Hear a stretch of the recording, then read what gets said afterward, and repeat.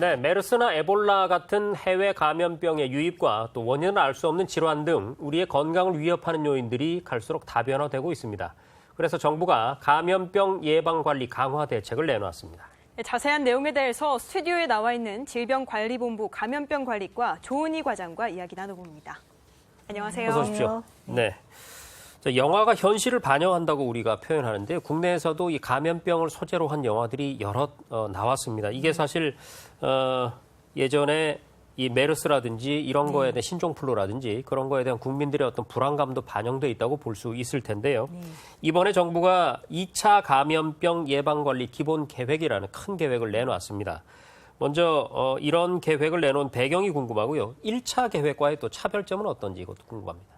제가 2009년 신종 인플루엔자 이후에 2012년 감염병 개정을 했고요. 그때 네. 이제 저희 국가가 감염병 기본 계획을 수립하게끔 포함시켰습니다. 네. 그래서 그래서 13년에서 17년까지 제1차 기본 계획을 수립하여 지금 실행했고 네. 아마 종료하게 됨에 따라서 18년, 22년 제2차 기본 계획을 수립하게 되었습니다. 1차 기본 계획과 조금 이제 더 달라진 점이라고 하면 네. 크게 두 가지로 일단 요약을 할 수 있는데요. 첫째는 아무튼 그 감염병에 대한 여러 가지 신종 감염병 이런 부분들이 그 발병 요인이 굉장히 복합적이고 네. 그리고 이제 예측이 굉장히 불분명하고 통제도 이제 종잡을 수 없기 때문에 사회적 재난을 이제 일으키게 되고요. 네. 이런 재난에 대한 것을 잘 이제 관리하기 위해서는 여기에 대한 위기에 대한 대응 체계를 더 강화시켜야 됩니다. 그래서 저희가 이런 위기 대응에 대한 고도화와 또한 이제 신종 해외 유입 감염병에 대해서 이런 부분이 단독에 대한 부처가 해결할 수 있는 게 아니고 그렇죠. 다부처라든가 다분야에 대한 여러 가지에 대한 것이 협력 체계를 구축해서 실행해야 되기 때문에 아마 그런 부분이 1차 계획에 수립하게 되었습니다. 그래서 아마 2차 기본 계획은 아무튼 저희가 감염병 걱정 없는 안전한 사회라는 어떤 그런 비전을 실현하기 위해서 아마 5 분야에서 한 24개의 과제가 담은 감염병 기본 계획을 담아서 실행할 계획입니다. 네. 네. 잘 적을 알아야 우리 몸도 지킬 수 있지 그렇죠. 않겠습니까? 네. 우리 건강을 위협하는 요인들에는 어떤 것들이 있을까요? 크게 5가지로 조금 이제 들면은 앞에도 네. 이야기했지만 그 신종 해외 감염병들이 이제 저희가 유입을 할 수 있는 이제 그 위험도가 높아졌고요. 네. 워낙 이제 그 교통 등이 발달함에 따라서 일단 그런 부분이 이제 메르스 그 앞에는 2009년에 신종 인플루엔자 또 들어왔지 않지만 2003년에 사스 등 아무튼 네. 아마 향후 이런 해외 유입 감염병에 대한 그런 위험도가 증가하는 거 그리고 이런 신종 해외 유입 감염병의 대부분은 인수공통, 동물에서 일단 감염되는 네. 게 거의 75%를 차지하고 있습니다. 그래서 아프리카에 지금 에볼라라든가 저희 라사열이라든가 이런 좀 과거에 생소한 감염병들이 이런 분야이고요. 네. 또한 저희가 반려동물도 지금 기르시는 분이 증가됐고, 천만시대입니다. 예, 네. 그리고 이제 그 문화적으로 이동 동물원이라는 어떤 또 문화적인 컨셉도 해서 아마 동물과의 접촉에 대한 그런 기회가 증가하니까 이게 이제 동물에서 오는 감염병이 이제 증가하는 거. 세 번째는 다 아시다시피 사람에 대한 항생제에 대한 남용, 그다음에 축산이나 수산물에 대한 항생제 남용 때문에 이런 부분이 이제 위험도가 증가했습니다. 그래서 최근에는 사람에서 박테리아라든가 이런 네. 말을 많이 들으셨지 않습니까? 네.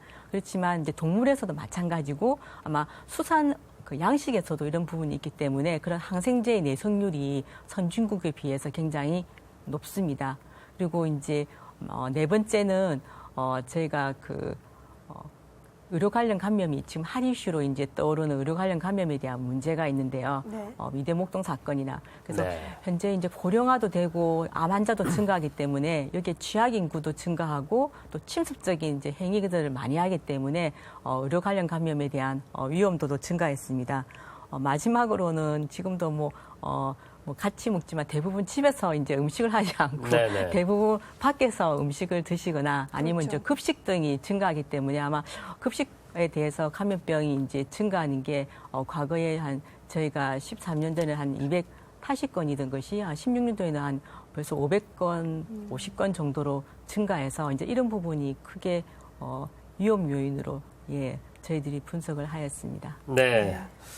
자, 그런 위험 요인들 사실 우리가 불가항력적으로 어쩔 수 없는 부분이 있겠지만 네. 그것을 미리 사전에 차단을 한다든지 네. 그리고 그것이 시작이 됐을 때 가급적 초기에 막는다든지 이런 부분들은 사실 사람이 할 수 있는 일이기 때문에 네. 그런 부분들이 2차 계획에 담겼을 걸로 보고요.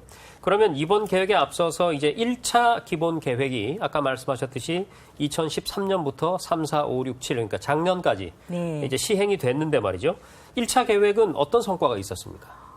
일단 한 3가지 정도가 있는데 그 감염병이 아까 퇴치하기는 힘들지만 그래도 저희가 홍역이나 풍진, 폴리오 등은 일단 퇴치 선언을 했고 폴리오 네. 같은 경우는 이제 서태평양 지역에서 이제 박멸하였다라고 이제 종료도 되었고요. 네.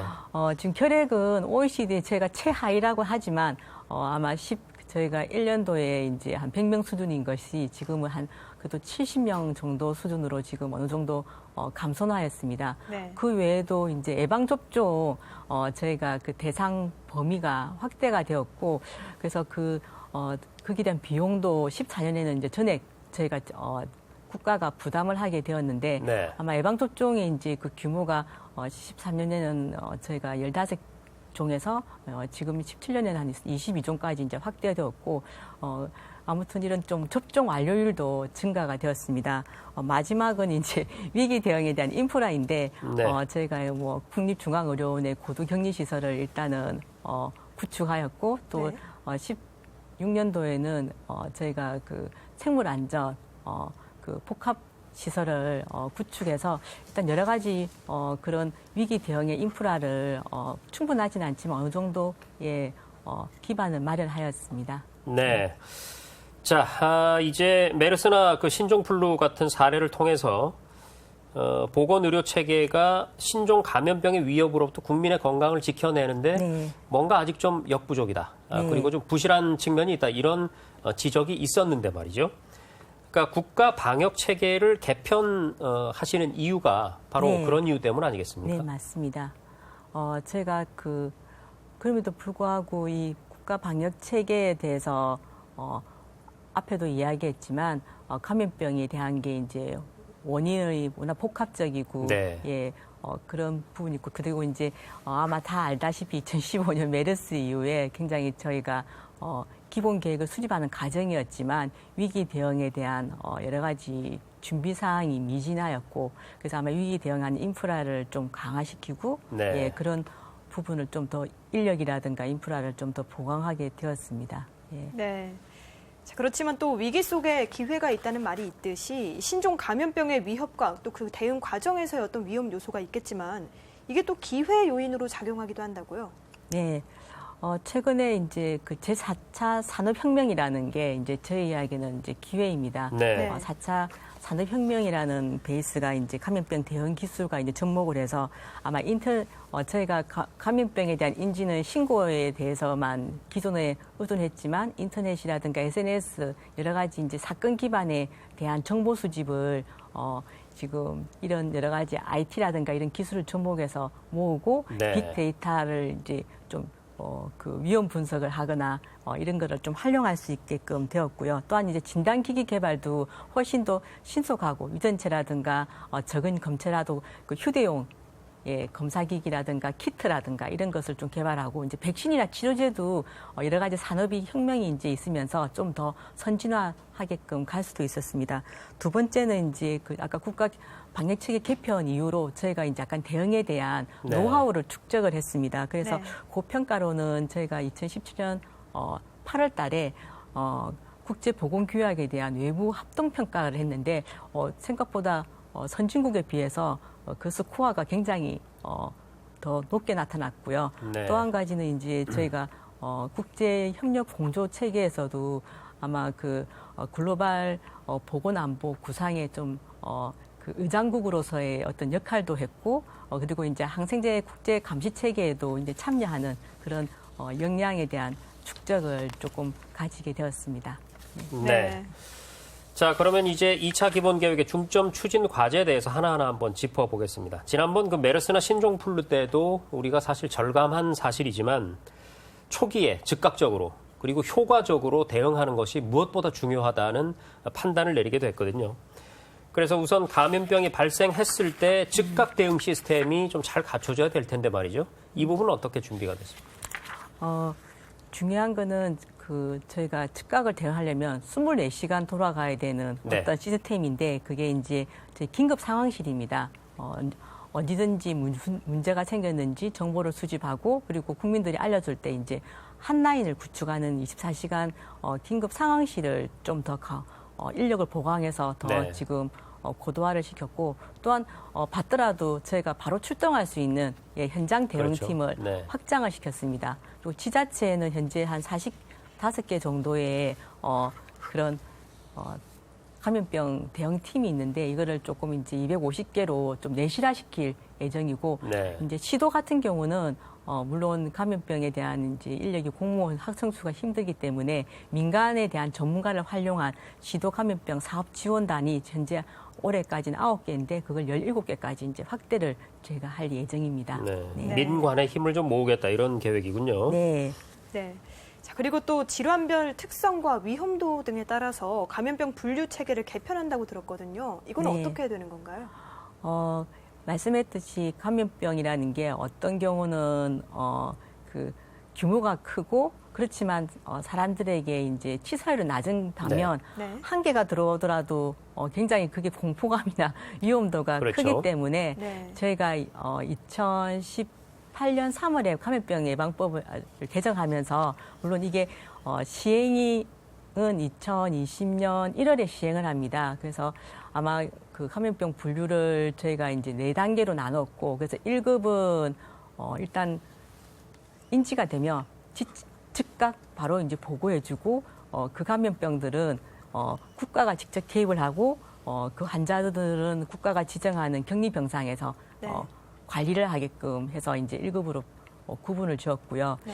2급은 일단은 24시간 내는 보고를 하나 이제 환자는 아마 지자체가 관리를 하면서 그 부분은 또 이제 병원에는 일단 격리를 시켜야 되는 게 2급이고 3급은 24시간에 보고하고 지자체가 이를 관리를 하나 일단은 격리는 필요하지는 않습니다. 그렇지만 네. 워낙 치사율이 높기 때문에 주의 관망해서 관리를 해야 되고 4급은 아마 인플루엔자 이런 감염병처럼 일단 모든 게 보고할 필요는 없지만 그래도 네. 7일이나 보고해서 저희가 이제 현재 지역사회에서 유행하는지 안 하는지 인지를 하고 그런 거를 이제 저희가 인지하게 되면 국민에게 이제 주의 경보를 내릴 수 있는 게 4급으로 편성해서 진행을 할 예정입니다. 네. 네. 자, 지금 그 감염병을 특성과 위험도에 따라서 이렇게 잘 분류를 해 놓으셨는데 네. 그러니까 현장에서 실제로 일하시는 그 일선 의료인들께서 이 내용을 잘 파악을 하시고 네. 어떤 상황이 벌어졌을 때 정확하게 매뉴얼대로 즉각 네. 행동할 수 있게 네. 그렇게 좀 교육을 좀 철저히 시켜주셨으면 네, 좋겠습니다. 그래서 네. 이게 법은 3월 달에 했지만 네. 2020년에 시행하는 게 아마 1년 반 정도의 그런 교육과 홍보를 아하. 해서 아마 네. 그걸 숙지시키게끔 1년 반의 어떤 기간을 준 것 같습니다. 네, 네. 잘 알겠습니다. 자, 그리고요, 감염병의 특성상 사실 그 우리의 의식주뿐만 아니라 어디로 이동하는 것, 네. 또 누구를 만나는 것, 이런 거의 생활 전반의 모든 것이 그 포함이 되어 있거든요. 네. 그래서 아까도 말씀하셨지만 감염병 예방 관리가 보건복지부나 이런 한 부처만의 힘으로는 이게 불가항력이란 말이죠. 네. 그래서 부처 간의 어떤 그 협력과 범부처적인 대응 이게 굉장히 중요할 텐데 네. 이런 부분 어떻게 준비하셨습니까? 앞에 이야기했던 이제 원헬스라고 예전에 이제 환경과 동물과 사람이 이제 건강 문제가 다부처 전 세계 글로벌 전 세계적으로 다분야적으로 협조 체계를 구축하자는 게 네. 이슈화되었고요. 아마 이 부분을 이제 우리나라의 모든 정책이 사람의 건강, 국민의 건강에 대해서 이제 모든 부처가 협조를 하자고 해서 이제 한국형 웰네스의 기반이 아마 이 지금 2차 기본 계획에 네, 담았습니다. 한국형 원헬스요. 예, 네. 그래서 현재는 그래도 불구하고 이제 보건이니까 이제 보건 분야에 대한 감염병 부분이 이렇게 하려면 서로 정보가 연계가 돼야 됩니다. 그렇죠. 서로 네. 아마 각 사람에 대한 감염병, 동물에 대한 감염병, 수산물의 감염병, 식품에 대한 감염병 이런 것이 어디가 문제인지에 대한 정보망 연계를 구축하기 위해서 이제 저희가 그런 연계가 베이스이고, 그러면 이제 정보만 공유하면 끝이 아니라 이런 부분이 어떻게 해서 잘 각각 대응을 하고 있는지의 협력 체계에 대한 거버넌스입니다. 그래서 네. 현재 저희가 가지고 운영하고 있는 감염병 관리위원회가 21개, 1명에서 30명으로 이제 확대를 할 예정이고, 네. 그 외에도 인수공동 감염병 대책 회라든가 아니면 이제 항생제 포럼을 좀 확장할 예정입니다. 그리고 이제 복지부 쪽에서뿐만 아니지만 식약처에서 운영하고 있는 범부처 식중독 대책 기구라든가 농식품부에서 운영하고 있는 조리 인플루엔자 대책 본부도 같이 좀 더 협력을 해서 이런 부분을 활성화해서 유기적으로 협조 체계를 구축해서 대응하고 예정입니다. 네. 자, 그리고 앞서 4차 산업혁명 기술이 기회 요인이다 이렇게 말씀을 해주셨는데요. 네. 이 감염병 대응 인프라를 확충할 계획이시라고 또 들었습니다. 이거 자세히 소개해 주시죠. 아까 4차 혁명이라는 게 현재